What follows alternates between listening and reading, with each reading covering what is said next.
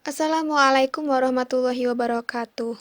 Dalam video ini, kami kelompok 7 Kode Etik Psikologi kelas D yang beranggotakan Yoga Pradana, Anida Ula Rahmah, Mahkamah Zurgoni Bongso, Deviana Nuristia Hanifah, dan Lailatul Afiyah, kami akan membawakan dan memaparkan sedikit mengenai Kode Etik Psikologi Negara India. Kode Etik Psikologi India. Salah satu kode etik psikologi di India adalah Kode Etik Psikologi Klinis India yang dikeluarkan oleh Komite Indian Association of Clinical Psychologists atau yang disingkat jadi IACP, yaitu adalah asosiasi psikologi klinis di India yang berdiri pada tahun 1968. Asosiasi Psikolog Klinis India atau IACP itu telah mengadopsi kode etik berikut ini untuk anggota profesionalnya, dengan tujuan agar semakin memperkuat rasa komitmen dan tanggung jawab profesional, serta membantu membuat mereka peka terhadap masalah etika profesi kesehatan secara umum. Selanjutnya, Kode Etik Psikolog Klinis India berisi beberapa poin sebagai berikut. 1. Kompetensi dan layanan profesional. 2. Referensi. 3. Metode pendapat ahli. 4. Persetujuan untuk pengobatan. 5. Kesejahteraan pasien. 6. Kesaksian pengadilan. Dan 7. Kerahasiaan. Semua anggota profesional diharapkan mematuhi kode etik di atas dan mengakui kewajiban mereka untuk terus mengikuti aturan dan regulasi asosiasi. Selanjutnya saya akan menyebutkan persamaan antara kode etik Indonesia dan kode etik India.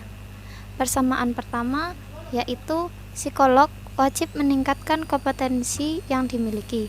Dalam kode etik India tercantum dalam kode etik IACP poin 1, kompetensi dan layanan profesional. Sedangkan pada kode etik Indonesia yaitu kode etik HIMSI tercantum pada bab 3 kompetensi, pasal 8 peningkatan kompetensi psikolog dan atau ilmuwan psikologi wajib melaksanakan upaya-upaya yang berkesinambungan guna mempertahankan dan meningkatkan kompetensi mereka.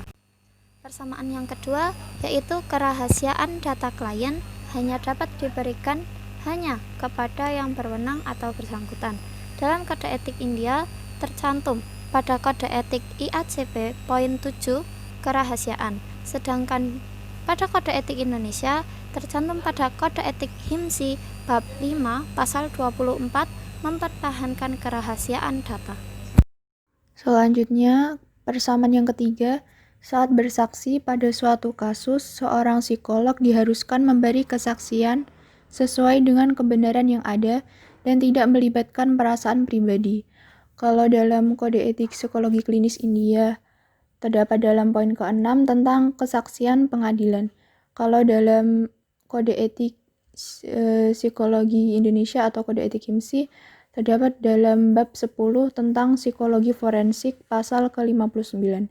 Kemudian persamaan yang keempat, membutuhkan persetujuan dari pihak klien atau pasien dalam proses penelitian. Kalau dalam Kode Etik Psikolog Klinis India, terdapat dalam poin keempat, persetujuan untuk pengobatan. Kalau dalam Kode Etik HIMSI atau Kode Etik di Indonesia, terdapat dalam bab keempat, pasal 20 tentang informed consent. Persamaan yang kelima, psikolog dalam melakukan asesmen maupun intervensi berdasarkan sumber terpercaya yang ada, serta diperbolehkan melakukan pendelegasian pada profesi lain jika diperlukan.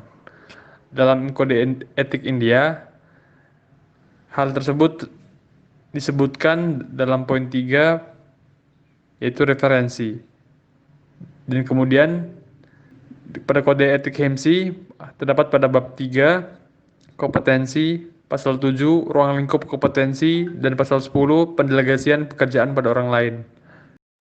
Perbedaan pada Kode Etik Psikologi Klinis India dan Kode Etik HIMSI.